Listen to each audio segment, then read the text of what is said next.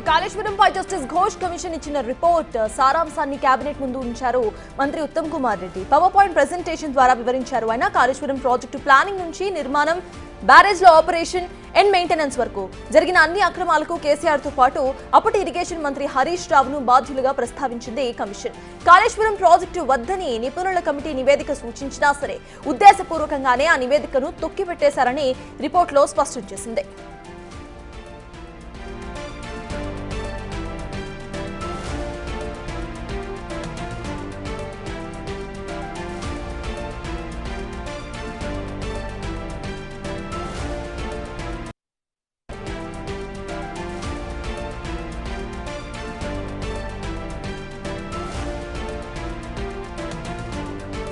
CS కాళేశ్వరంపై justice Ghosh commission ఇచ్చిన report సారాంశాన్ని cabinet ముందు ఉంచారు మంత్రి Uttam Kumar Reddy. Power point presentation ద్వారా ఆయన డీటెయిల్స్ ను ఎక్స్ప్లెయిన్ చేస్తారు. దీనికి సంబంధించిన పూర్తి అప్డేట్స్ మా ప్రతినిధి వాసు అందిస్తారు. వాసు, చెప్పండి, అసలు కాళేశ్వరం ప్రాజెక్ట్ కట్టద్దు అని చెప్పినా కూడా ఆ రిపోర్ట్ ను పక్కన పెట్టేసి కావాలని ఈ ప్రాజెక్ట్ ను కట్టినట్టుగా తెలుస్తోంది. అండ్ కేసీఆర్ పేరు కూడా నివేదికలో ప్రస్తావించినట్టు తెలుస్తోంది. అసలు ఎలా చూడాలంటారు? అక్కడ అప్డేట్స్ ఏంటి?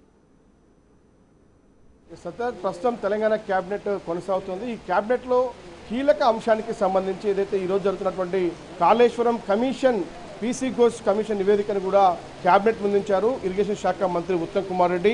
మరోపక్క అందులో ఉన్నటువంటి సారాంశం, పూర్తిగా నివేదికలో ఉన్న సారాంశానికి సంబంధించి కూడా ఆయన పవర్ పాయింట్ ప్రజెంటేషన్ ద్వారా ఏదైతే ప్రాజెక్టు ప్లానింగ్ నుంచి నిర్మాణం మొదలు మెయింటెనెన్స్ నుంచి ఆ తర్వాత జరిగినటువంటి అవకతవకలు అక్రమాలకు సంబంధించి ప్రతి అంశాన్ని కూడా Uttam Kumar Reddy power point presentation ద్వారా మంత్రులందరికీ వివరించారు. అయితే దీనికి సంబంధించి కూడా మొత్తం ఈ యొక్క అంశానికి సంబంధించి కూడా కేసీఆర్, హరీష్ రావే ప్రధాన కారకులుగా కాళేశ్వరం కూడా మొత్తం వాళ్ళ వైపే ఏలెత్తి చూపినటువంటి ఆ పరిస్థితి ఆ నివేదికలో. కాబట్టి ఈ అంశాలకు సంబంధించి కూడా కాళేశ్వరం ప్రాజెక్టు వద్ద సూచించినటువంటి అక్కడ కట్టొద్దని సూచించినప్పటికీ కూడా కావాలని ఆ యొక్క నిపుణుల కమిటీ నివేదికలను కూడా తొక్కిపట్టి మరీ కాళేశ్వరాన్ని నిర్మించారు అన్న అంశాన్ని పీసీ ఘోష్ కమిషన్ స్పష్టం చేసింది. ఇక ఉద్దేశపూర్వకంగానే నివేదికను తొక్కిపట్టారు, అక్రమాలకు పాల్పడ్డారు, అవినీతికి పాల్పడ్డారు అన్న అంశాన్ని కూడా చాలా స్పష్టంగా పేర్కొన్నటువంటి పరిస్థితి కనిపిస్తూ ఉంది. ఇక కాళేశ్వరం ప్లానింగ్ మొదట ఎక్కడ కట్టాలో ప్లానింగ్ చేశారో అక్కడి నుంచి ప్లానింగ్ని మార్చిన అంశం కావచ్చు. నిర్మాణానికి సంబంధించి నిర్మాణం విషయంలో కూడా ఎక్కడ కూడా నాణ్యతను పరిశీలించలేదు. నిపుణుల కమిటీలు కానీ సిడబ్ల్యూసీ ఇచ్చినటువంటి ఏదైతే సూచనలు కానీ ఎక్కడా కూడా ప్రభుత్వం పాటించలేదు. వాటన్నిటిని పక్కన పెట్టి తన ఇష్టానుసారంగా కేసీఆర్ వ్యవహరించారు. దానికి ఇరిగేషన్ శాఖ మంత్రి హరీష్ రావు సహకరించాడు.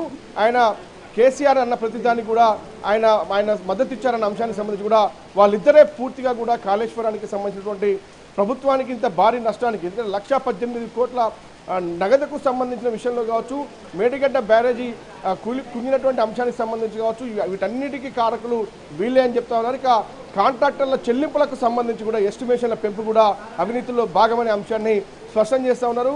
కాళేశ్వరం కమిషన్ నివేదిక ఎవరైతే పీసీ ఘోష్ ఇచ్చాడో దాంట్లో పూర్తి స్థాయిలో కూడా గత ప్రభుత్వ పాలకుల ఇందులో నిర్లక్ష్యంతో పాటు అవినీతి అనేక రకాలైనటువంటి అంశాలను ముడిపెడుతూ కూడా నివేదిక స్పష్టం చేసింది. కాబట్టి మరి చూడాలి, మరి కాసేపట్లోనే తెలంగాణ ప్రభుత్వ కేబినెట్ ముగిసిన తర్వాత నేరుగా ముఖ్యమంత్రి రేవంత్ రెడ్డి మీడియా ముందుకు వచ్చి మాట్లాడతారని కూడా సమాచారం అందుతోంది. ఆయన 6 గంటల తర్వాత ఈ యొక్క మీడియా సమావేశం నిర్వహించే అవకాశం ఉంది. ప్రభుత్వం ఏం నిర్ణయం తీసుకోబోతున్నది చాలా కీలకంగా అవుతుంది. బీఆర్ఎస్ శ్రేణులు కూడా ఇప్పటికే కేసీఆర్ ఫామ్ హౌస్లో కీలక నేతలతో భేటీ అయ్యారు. కాళేశ్వరం కమిషన్ పైన జరుగుతున్న క్యాబినెట్ భేటీకి సంబంధించి ఏం జరుగుతుందన్న అంశాన్ని ఆయన ఎప్పటికప్పుడు తెలుసుకుంటా ఉన్నారు. ఆయన కేసీఆర్ కూడా కొన్ని ఘాటు వ్యాఖ్యలు చేసినట్టుగా తెలుస్తూ ఉంది ఈ కమిషన్ ఇప్పుడు నడుస్తున్నటువంటి క్యాబినెట్ సంబంధించి కూడా. ఎందుకంటే కొన్ని అరెస్టు జరిగే అవకాశం ఉందన్న విషయం, ఎందుకంటే ఇక్కడ ఖచ్చితంగా కూడా క్రిమినల్ ప్రాసిక్యూషన్ జరగాలనే నివేదికలో స్పష్టంగా పేర్కొన్న నేపథ్యంలో పూర్తిగా కారకులు గత ప్రభుత్వ పెద్దలని స్పష్టం చేసిన నేపథ్యంలో కొంతమంది బీఆర్ఎస్ కీలక నేతల అరెస్టు తప్పదనేటువంటి వార్తలు వినిపిస్తూ ఉన్నాయి. కాబట్టి ఎప్పటికప్పుడు కూడా కేసీఆర్ మానిటరింగ్ చేస్తూ ఉన్నాడు.